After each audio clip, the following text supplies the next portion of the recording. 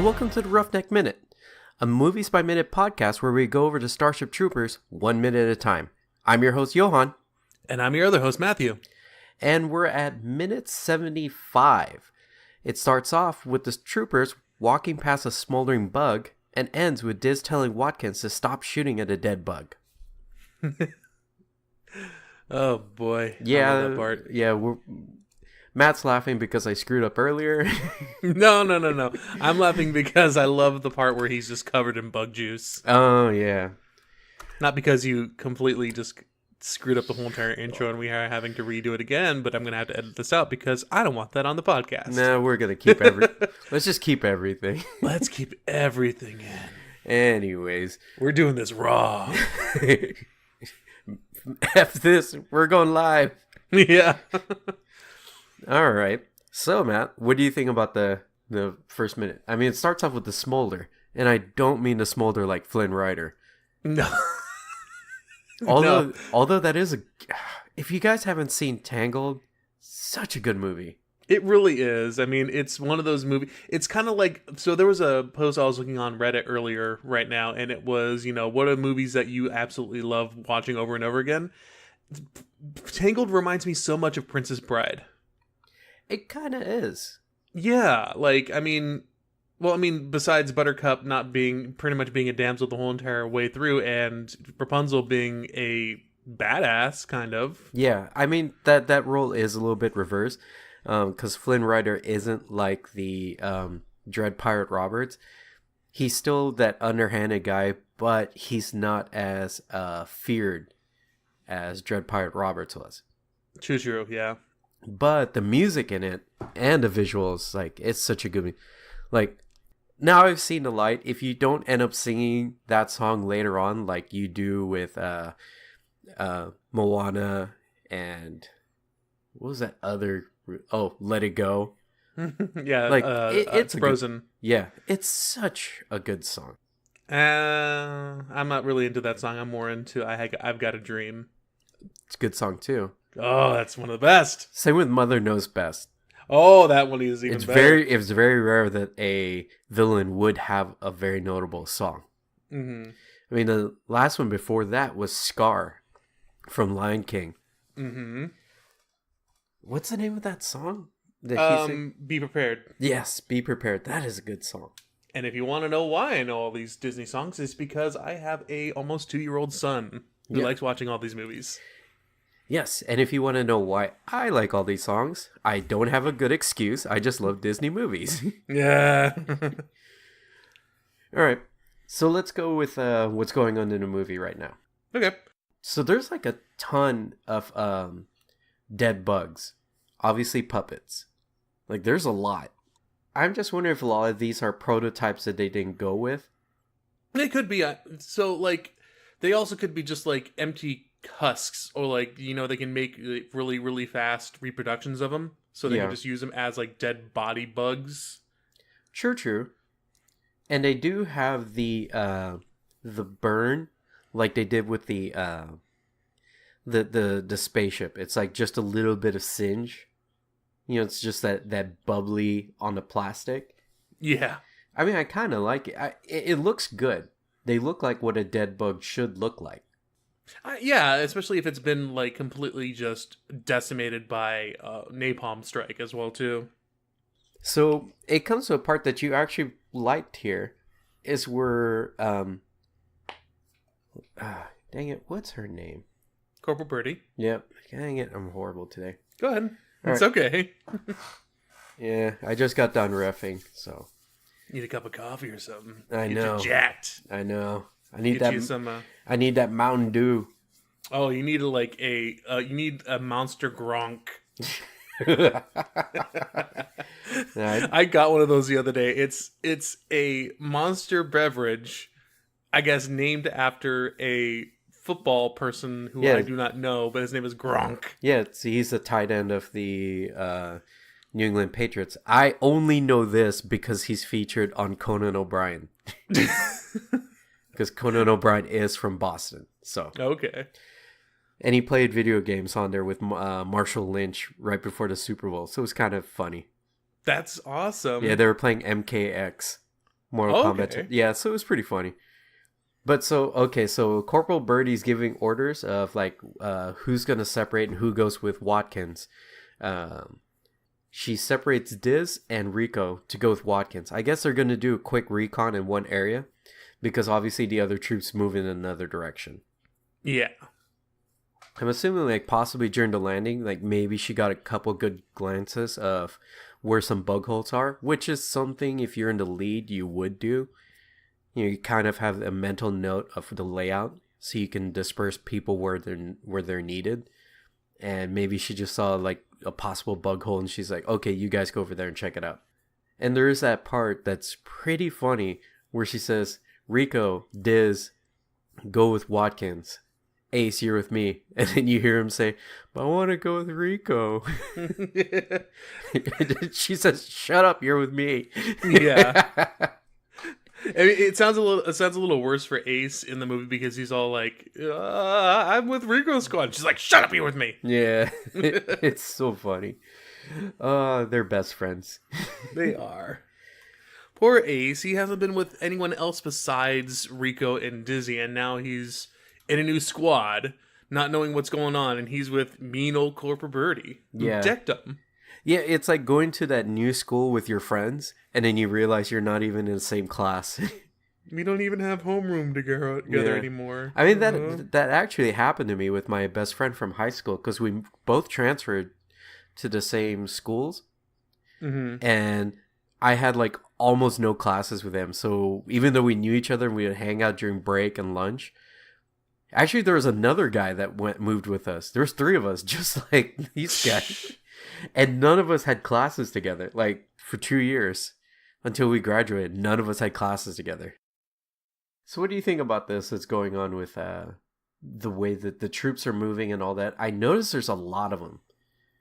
Yeah, it seems like they're doing a basic sweep of the area to see if there are any stragglers left. Kind of like what our lieutenant says. Spread out. If you find a bug hole, nuke it.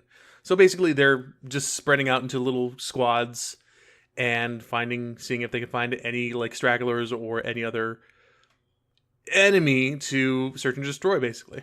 Well, what I mean is they absorbed the Wildcats, which was Ace, Diz, and Johnny, and there's only 3 of them. Mm-hmm. So when they move in with the squad, it seems like everybody already knew each other. It seems that they're at least triple the size of what the Wildcats were. You know what I mean? Yeah. So what I'm thinking though is if that's the case, if this is the size of the Roughnecks and they're bigger, maybe those 3 landing Vikings that landed in that area where you see all the Vikings landing in the drop of Clondathu, maybe that was all the Wildcats. Oh, I get you. And then they became like the pretty high casualty. And the remaining 3, which was them, eventually just goes absorbed into the Roughnecks.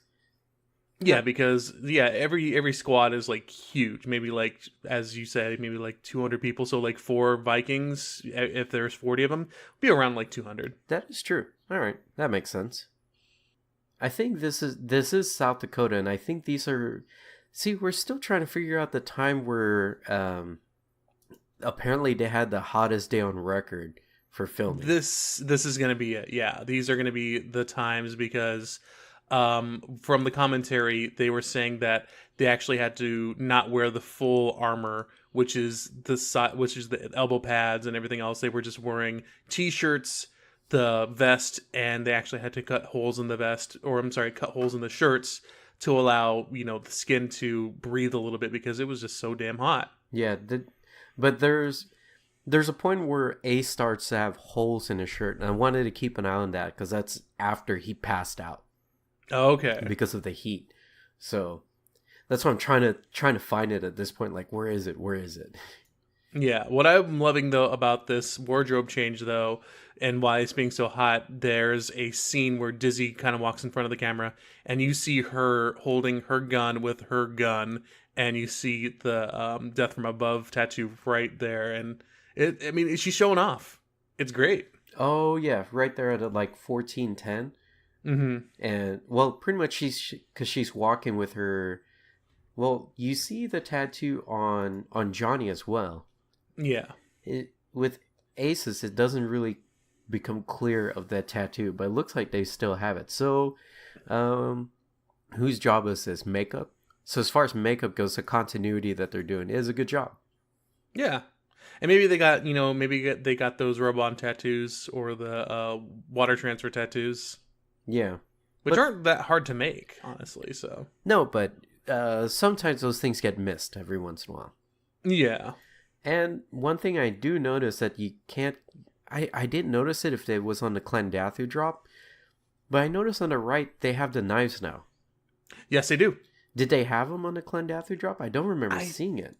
I think they did, but our focus was more upwards than it was anything else. Like you couldn't really tell if they had the knives or anything else. But yeah, they've always had these knives and their little holsters on them. I just jumped back to the Clendathu drop, and they do, but it's because of how dark it was, you couldn't tell.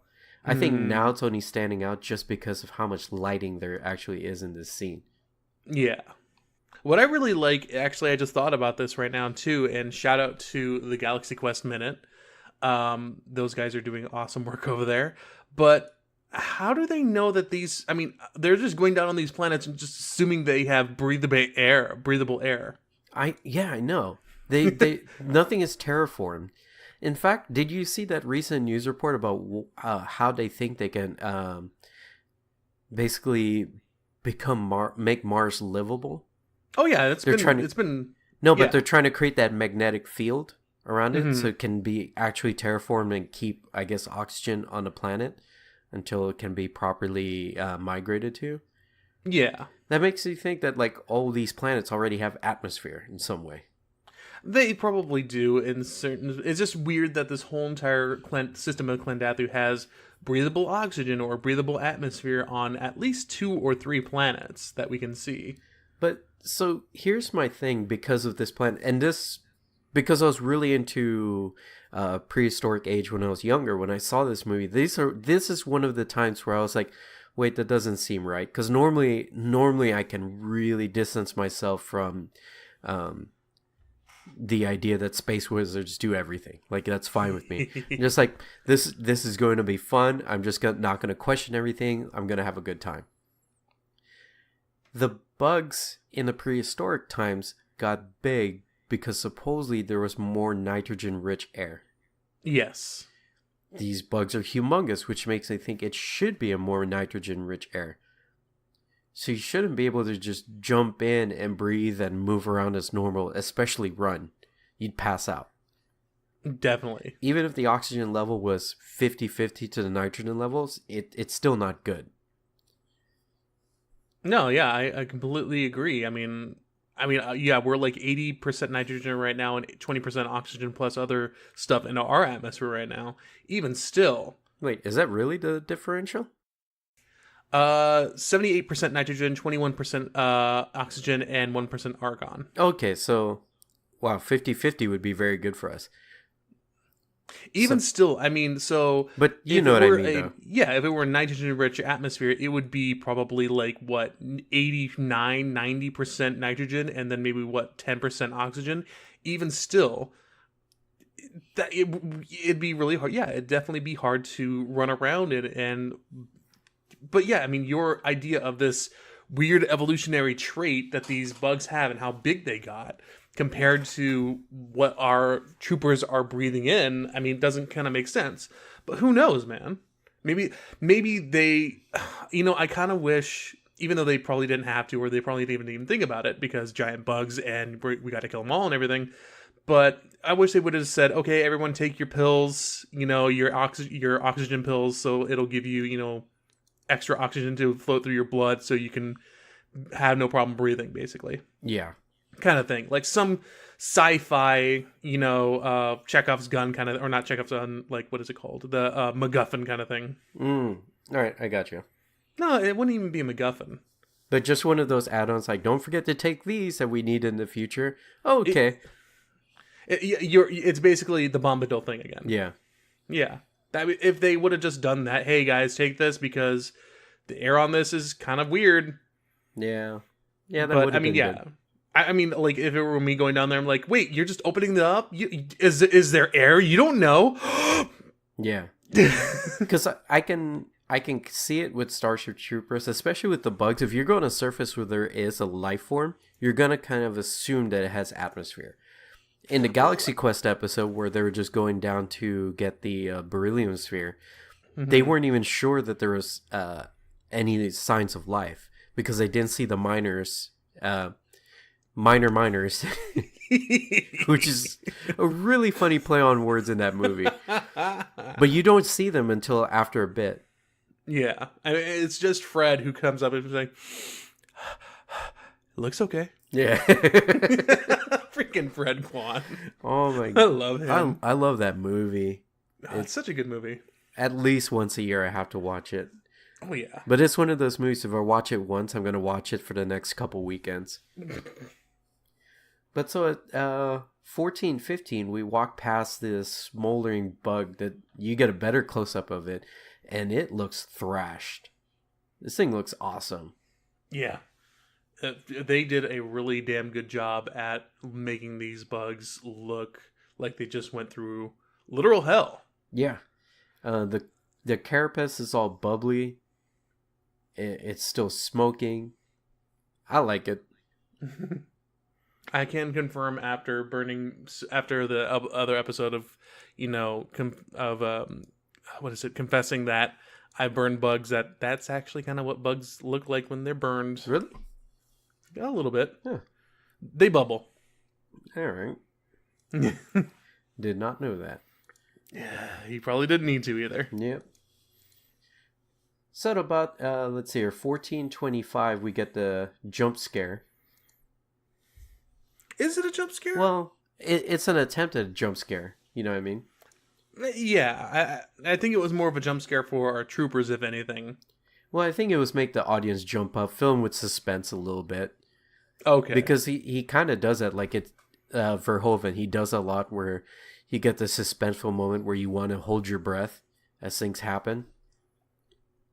Okay, yeah. So it's just, this bug comes at him swinging, which is really cool.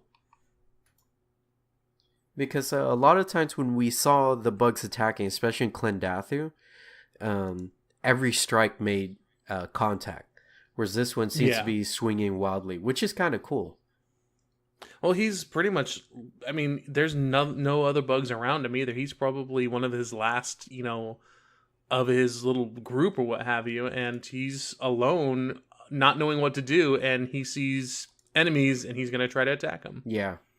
It's like it's the cornered mouse thing. But it is kind of cool to see the swipes in midair and all that. It's really rad. Oh yeah. The CG on this one is actually really cool.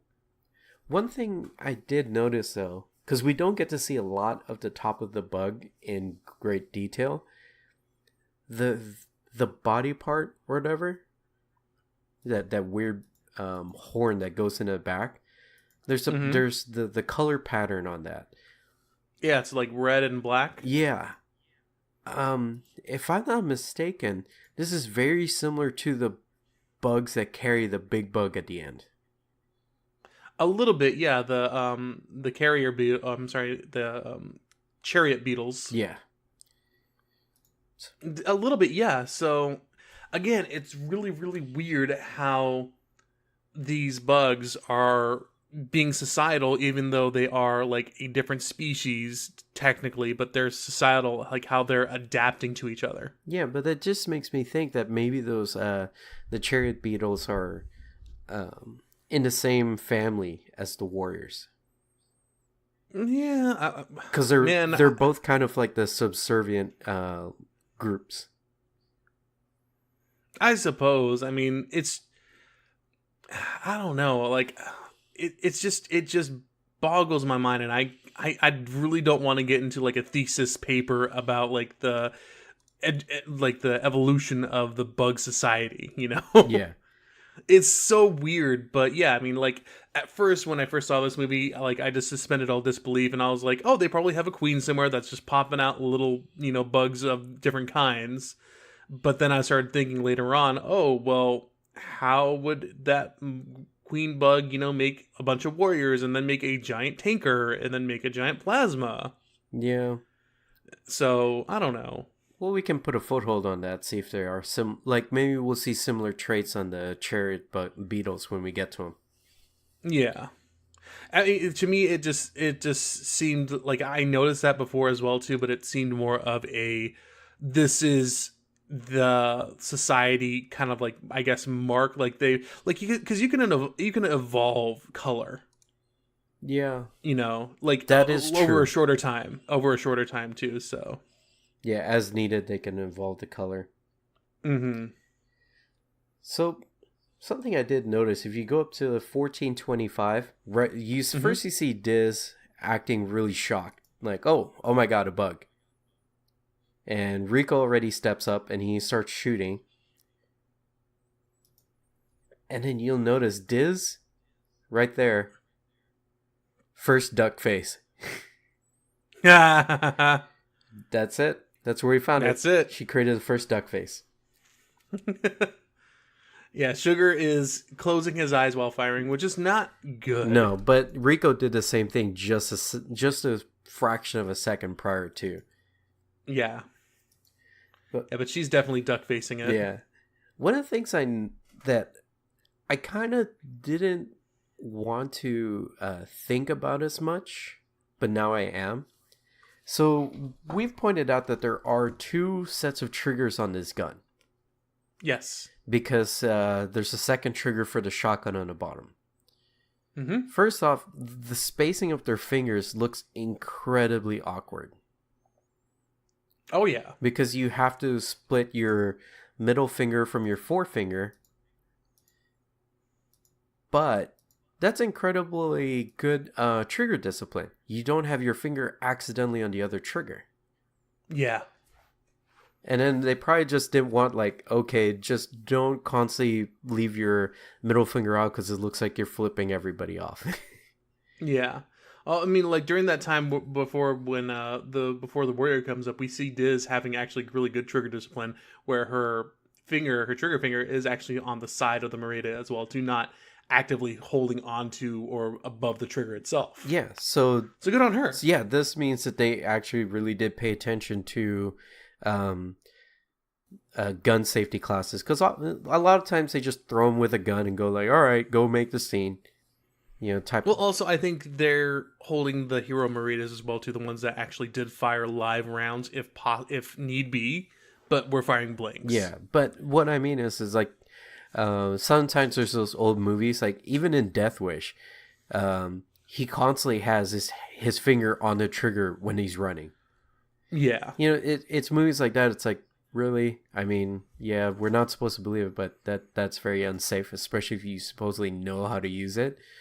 Mm-hmm. But I like I mean, it's just a little thing, but I really like when they exhibit good trigger discipline, even in a movie.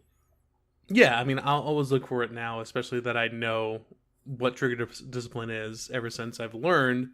Yeah, every movie I'll be like, oh, nope, he's not good. He's holding on to it. He could just, slip and that thing will go off. Yeah. I mean, this, kind of thing. In my opinion, this goes out to everybody, whether or not you are pro or against gun control or safety or gun control in general. Everybody should know gun safety. You have to really be able to exhibit and know when somebody's exhibiting safe handling. Mm-hmm. I just think that's something that should be taught in a way. Well, until, the world collapses and we lose all forms of government and, there are roving bands of cannibals, they may not have to learn gun safety just yet, but really a little bit before then, sure. Yeah, I just think it's one of those things to learn, learning how to cook, learning how to balance a checkbook, how to properly hold a gun. How to properly clean and oil your gun. I know, I wish I learned that in high school. I really did. You didn't grow up, you didn't, not to disparage any of our rural listeners, but you weren't really a rural born, or rural growing up person though, Johann. No, so. I went to a private school. Of course they didn't teach us that. But then I went to Norco and then I learned how to rebuild a small engine. So, yeah. Which is completely different. Yeah. Well, at least you get some mechanics out of it. So Yeah, I didn't. Because we took our engine, like, they gave out a bunch of engines, and you're supposed to run it. And then based on what you hear and what you see, like with what moves, you're supposed to find out like what is wrong with it. Then you break it apart. Then you fix it. They gave us an engine that worked. And even the teacher's like, "What?" And I was like, "It's running." And we were like, "We don't know what to do. It's working fine. Like everything that's supposed to be moving is moving." And she's like, "Well, take it apart and I guess clean and put it together." And as we were taking apart, because other people had broken engines, they started stealing our parts, and we didn't even have a full engine by the end of the class. Oh, no. Yeah, by the end of the semester. And we were like, I don't know, half the engine's missing, but it was locked in a locker. It's just like, because we would take it out of the locker, and it's like, wait, this part's missing. And she's like, what? And I was like, yeah, this part's missing. It's like, how's it missing? I don't know. It was in a locker. We give it to you and then it locks up. And she's like, I don't know what's going on. So people were taking parts from our working engine to fix theirs. Yeah. Jeez, it's funny. I got an A. No, well. Because I could properly identify the parts that were missing every time. Well, good on you for at least learning that. Yep. So we see a couple of the casings also shooting out of these Maritas. Mm-hmm. So that, yeah, it's just more evident here, but obviously in the night scenes you don't get to see it as much. Yeah, I did listen to a YouTube video recently that was talking all about the Merida, and it was saying that the capacity of the magazines, the clips and everything, is about like 70 rounds. Real life round. Well, I can see that. It would be 70 rounds in Starship Troopers universe. Okay. Well, I can kind of see it in this one, because these ones are shooting a blank. So I think there is a magazine properly for this one, because when you're looking at it, because it's a bullpup, it looks like this thing is like close to 8 inches long. Mm-hmm. That's what she said. But the magazine like kind of really goes up the rifle there. If because this is an audio format, our listeners did not hear me just roll my eyes really, really hard. I've been binging The Office. But you have. But to my defense, I've been saying that for years now. Yes, you have. It annoys the hell out of people. I still think it's the funniest joke. And it gets funnier when people don't like it.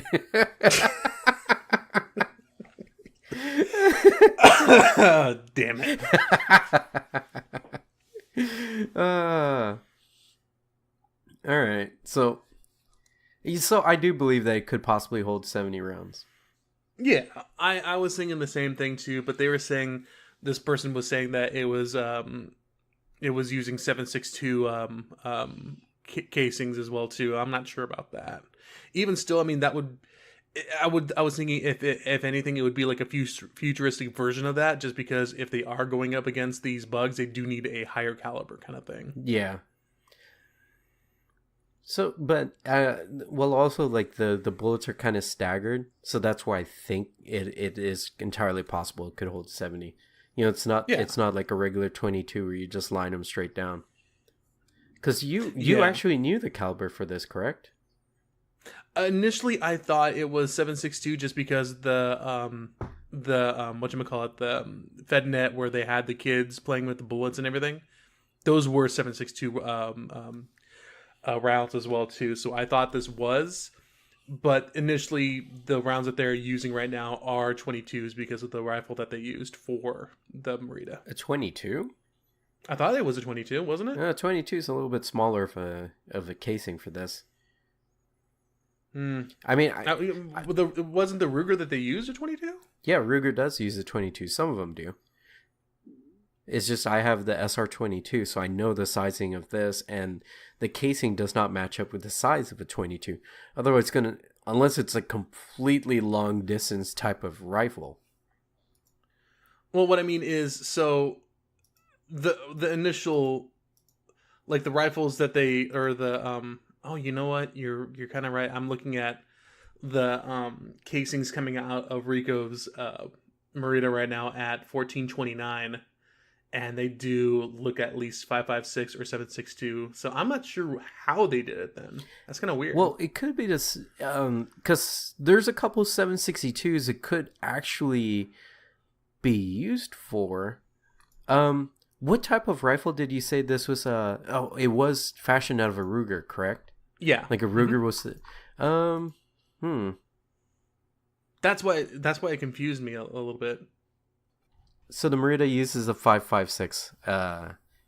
In real life, it does, but in the universe, it's using 7.62 or higher. And 7.62 and 5.56 do kind of have a similar length on them, so it's not too far off. Yeah. That's why I was kind of a little bit confused of which one it could be, just because the casings are pretty similar. So, all right. So at least that's one question answered. So Space Wizard just didn't create the bullets. Man, I love this scene. Because at 1430, something I didn't notice was there's sparks flying off contact with the bug. Yeah, it's armored up and everything, and they are firing armor-piercing rounds, so they're bouncing off of it. It's so rad, though. It's just those tiny little bits of detail that always seem to make it. You don't notice it, but it's just so impressive that someone takes the time to actually do something like that. Yeah, it is. I love it. I mean, they really didn't have to. I mean, it doesn't look as bad as Rico's smoke burning off of his tattoo or whatever, but it still looks good. Yeah. It's just one of those things that just make movies like this so little. It's like you didn't have to add it, but they did. And it's appreciated. It most of the times you won't get that acknowledgement for adding it, but someone took the time, and it's kind of cool. So you see the bug getting torn apart, which is pretty rad. You see pieces just shooting. A leg pops off. Yeah, and oh shoot, I never noticed that. Okay, at like 1430, I think it's like 7:36. It's trying to get away at this point, and it's dragging the leg that got obliterated as it's trying to move. Yeah, it can't move now, and it basically turns itself upside down because its leg that it was using to get out of there got blown off. Yeah, the front left leg. But you see it's dragging a destroyed leg, which is so rad. I never noticed that before. Oh man. One thing I really love too during this kind of nice little when it pans out shot and you see all the rest of the burned bugs and it's flipping around, it's turning over, it's doing its bug thing where it kind of fidgets a little bit before it relaxes before it dies a little bit. The leg that got blown off is still moving. At what time is that? That's 14:45, I believe. Yeah, so it still twitches just like a normal bug leg would do if you, like me, pulled off bug legs and you notice that they're kind of moving around. I mean, other animals do it too. It's a nerve impulse. Yeah, I never noticed that, but that is so rad. Yeah, they did a really good job with this bug, especially at this point too at 14:47 where Watkins is coming up to the bug. Holes all through its jaws and everything. Yeah, that is just so cool. I'm wondering, that isn't one of the bugs that's normally what's it called, used, right? It's not Snappy or it's not Mech or Warrior, right? It's not. This is not Mech War. No, this probably could be Snappy or because it is moving around. It does have the eyes that are moving around. It has the jaws moving around as well too. So this could be either a specially designed one or Snappy itself. But yeah, Mech War was just a huge bug on a crane that I don't think they could turn over easily. Yeah. Snappy was more of a 2-3 person puppet that they can do anything with. All right. So at 1447, where the bugs overturn, there's something I noticed which answers a couple questions that I have. Okay. Do you see at the top part of that mandible, there's like a serrated tooth or something that's sticking out? Jutting out, yeah, a little So bit. that's how they start cutting the people in half. Oh, okay. I mean, So they just have multiple things on their mouth that they can use for either defense or eating. yeah. So, because I was always wondering, like, how does it cut it in half? How does it cut the people in half when they're stuck in a bigger portion of the mandible? And this, I always thought it was just a powerful bite. yeah, but it would have to kind of crisscross its own mandibles at the front just to get the back part to be able to shear through a leg or a body. But this Yeah. just kind of answers it, that there's that extra little mandible in there that actually cuts through. Like maybe when they apply a certain amount of pressure, that muscle activates and it just kind of cuts through. So that's kind of cool. Yeah, one thing I am noticing too, the whole entire sequence right there, our squad has gotten a lot better at killing bugs. Oh yeah, they definitely did.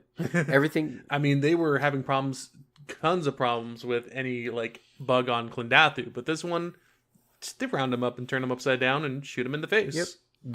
They seem to be in a straight line as they're shooting, and you can see one person in the back line. He's just following along. He's not trying to shoot over anybody's shoulder or anything. It's just more disciplined soldiering, I guess. Yeah. So I will say this too. I'm not. We did have a question on our Facebook group about doing Starship Troopers 3. I'm sorry, 2 and 3. I don't know if we're going to be able to do that. Yeah, I wanted to address that a little bit because I've Okay, been but- thinking about it. I definitely don't want to do 2.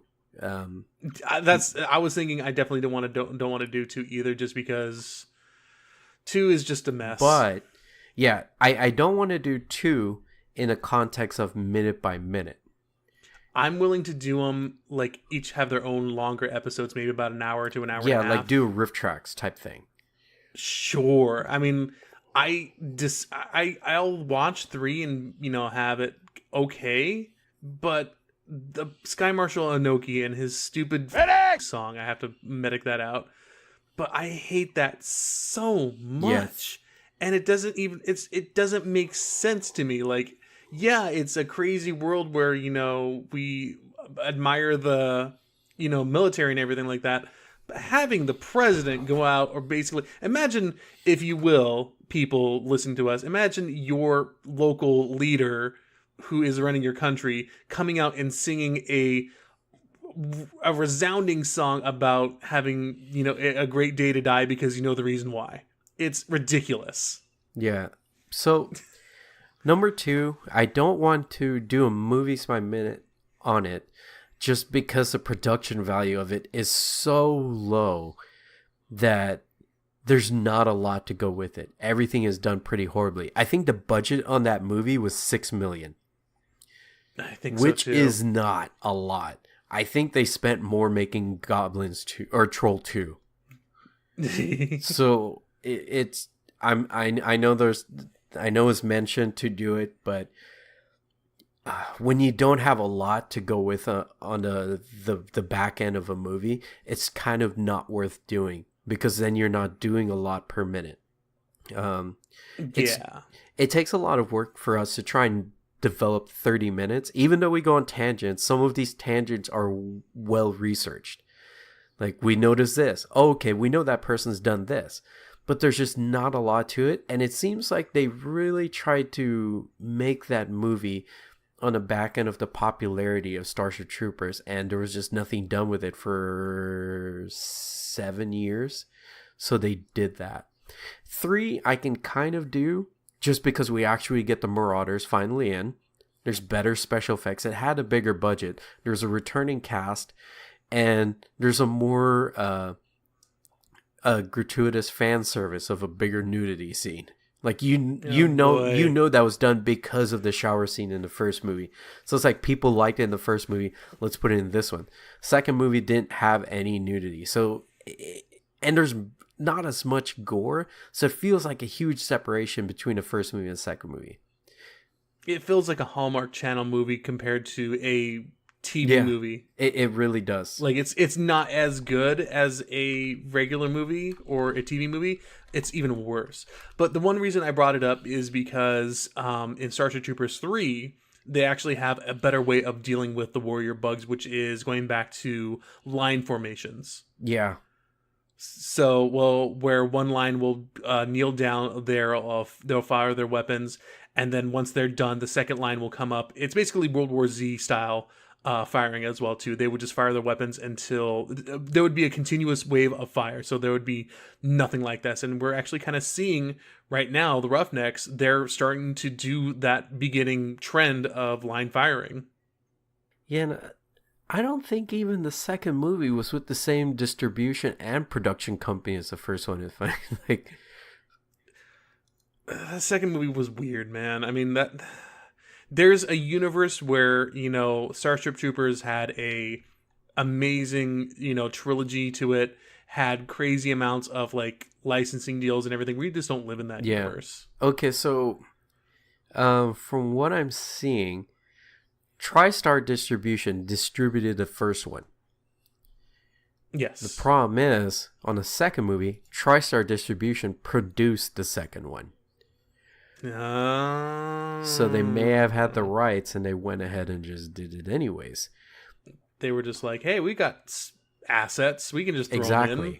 Since they had none of the returning cast, they very, very much so spliced the bugs from the first movie to use in a second movie. Because you can see the similar bug and you can see the green outline.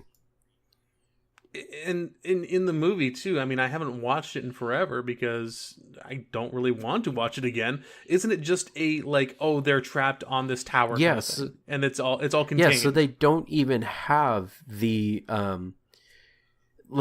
they don't have the budget to have an outside. Everything is done inside. They don't have an outdoor, which is probably why the budget was only $6 million.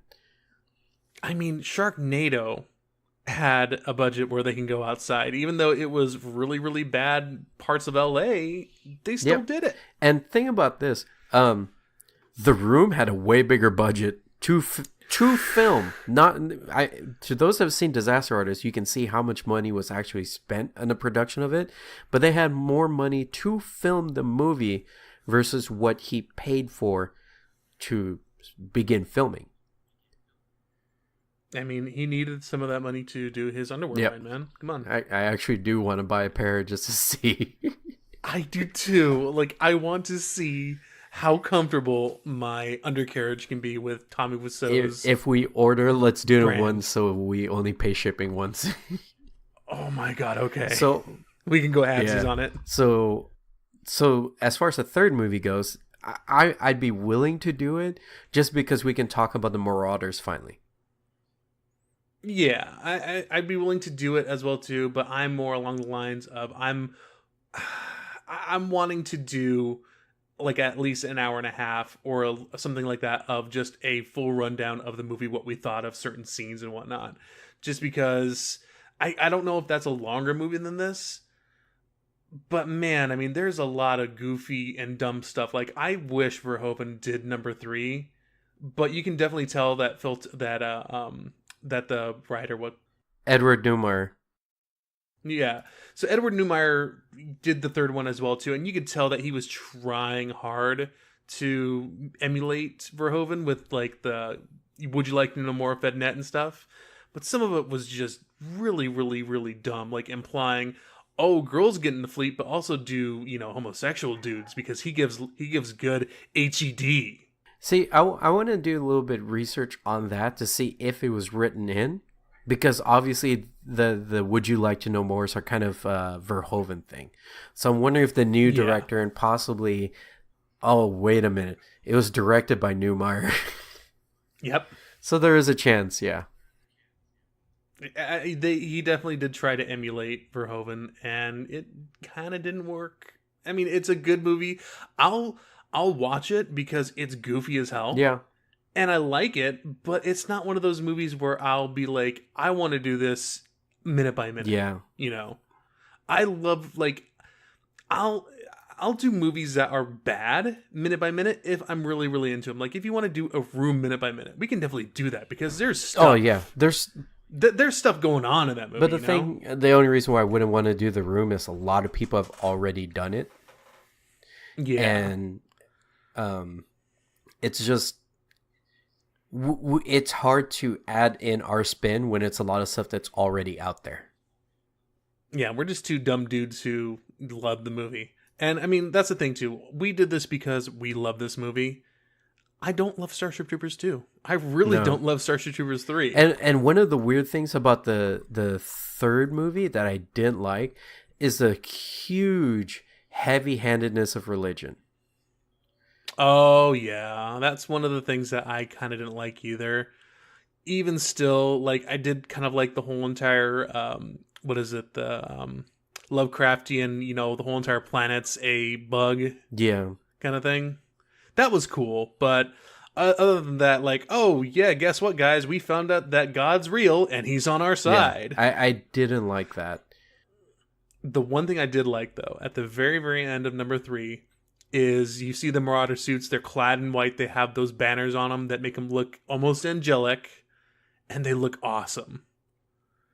Like I can get behind a military that has got like if they had red crosses on them and they were going against the Saracens or something like that, going for the Holy Grail, I'd be like, okay, let's do a futuristic Crusader movie kind of thing. I guess. Hold on a sec. There's something I want to listen to real quick on the third Starship Troopers. Okay. I'm looking at the ending here. I'm not sure if it's here. What are you looking for? Is this a movie where or is this the ending where the girl starts to walk in with like that Mother Mary simulation thing where she has the towel over her head? Is this a movie I'm thinking of? I'm not sure. Like at the very end, no, I think she's like the priest. At the very end, she's the priest. Yeah, but they do just a very big what's it called, like symbolism to Mary, the Virgin Mary. So they did say they did that one where the girl and the pilot girl and the main girl who is in love with the guy Dax or whatever his name is, she is down on her knees praying for for God to save them, and then you see the Marauders falling down and they turn into a halo kind of thing. That's one I remember. I just don't like that movie. I guess I can't, but I'm pretty sure this is a movie where she's just walking down with like a towel over her head to make her look like Mother Mary. Yeah. I think it's this movie, but I can't remember. But all right, but yeah, just the heavy-handedness of Christianity in this movie just kind of it really separates it from being the gore fest that the first one's supposed to be. And considering the first one has no boundaries of religion, sex, race, or anything, it's just weird that all of a sudden it ends with this huge stance on one thing. Yeah, I mean, I get what they were going with it as well too. Like they could have done the religion thing really, really well. They just didn't. Yeah, I don't know. Let's get off of that movie. Yeah, that movie man. sucks. Let's finish up our minute because we're almost at 50 minutes right now. Oh yeah. All right. So we're at this really weird kind of like depiction of Sugar's character here. Where there's a dying bug, and granted it's an enemy, and it's dying. And I could understand putting it out of its misery. That seems fair. But he continues to shoot at a dead bug. Granted, this is where it ends. But what do you think about how Watkins is treating kind of like in my opinion, he's desecrating a corpse. I see that as well too, but I'm also thinking there's a FedNet producer or some kind of like higher up in the Federation who's looking at this, or if he's wondering, if he's seeing that, he's just like, good, let the hate flow through, kind of thing. Like, by all means, Sugar Watkins is one of the people who took hold of that propaganda and just wants to kill bugs. And no matter how like kind of crazy he is, or no matter how, I guess sadomasochistic it would be as well too, because he's got that, horn around his chest and everything. They want him to kill bugs, and he's doing it. Yeah. So I don't think they really care. Then also, I'm not sure if there's like a, human / arachnid rights league, but I think it's different, or they see it as different anyway in this world, because one, it's a bug, it's not a human. So who cares? Number two, there are tons of bugs, and who knows how, again, we're taught, as Carmen was taught, they're just dumb bugs. They don't know anything. Well, my only thing is also it's a waste of ammo. Okay, yeah. Oh, so you weren't talking about the, moral and ethical implication of that. You were just like, dude, wasting ammo. Yeah, because he could have, if you, I'm sorry. If you want to desecrate the corpse of a dead bug, and these bugs, yeah, I'm kind of on that side. Like, okay, like I do care about certain things, especially like if you've heard my other podcasts, like I don't step on snails, etc. It's a dead bug, and this bug has been out to kill people. I will kill an ant, I will kill a wasp, etc. But he wastes so much ammo when he could have just kept kicking in the head or something like that. Yeah, and I mean, I wish they would have had like some kind of melee weapon that they could use as well to cut off the nerve stem or something like that. Well, he has a knife. Like if they have someone down. Well, what I mean is like something big, like a battle axe or something, because the knife is maybe around 12 inches long, maybe about 7 to 8 inches long. That's kind of short, I want something that I can still have, 3 to 4 feet with and chop off like limbs. Like a Lobo in World War Z. Yeah, that's what I was thinking. We reference that movie so much. Everything comes back. Or not the movie, the book. We need to do a book chapter by chapter. Ooh, that would be good. That would be a cool concept, yeah. Book by minute. Read along with us. It takes us 1 minute to go through 2 chapters. So, anyway, that's kind of where the minute ends, is where Diz tries to shake Watkins into a little bit of a realization that he needs to stop his bloodthirst here. So you have anything to add into this one? All I can think of is Watkins right now. He's looking at the bug and he's probably thinking, why am I covers with goo? Yeah. All right. So where can they find you, Matt? Oh, they can find me at AltTabMatt at pretty much anywhere on the internet, Instagram, Twitter, Twitch. I just got my Twitch back up and it is running perfectly fine. I'll probably be experiencing some Fallout. All right. And you can find me at Instagram and Twitch on JDASHD26. You can find me on Twitter at OMG It's Johann. Please follow us on iTunes, Google Play, Stitcher, YouTube. Please like and subscribe. Visit our website at roughneckminute.podbean.com for show notes and back episodes. You can also follow us on Twitter at roughneckmin. If you'd like to, you can continue the conversation on our Facebook group, the Roughneck Minute Billet. If you want to drop in your opinion on whether or not we should do the second and third movie, we'd like to hear some opinions on our side. I'd be kind of grateful on that. Spoiler, we're not going to do those movies. Yeah.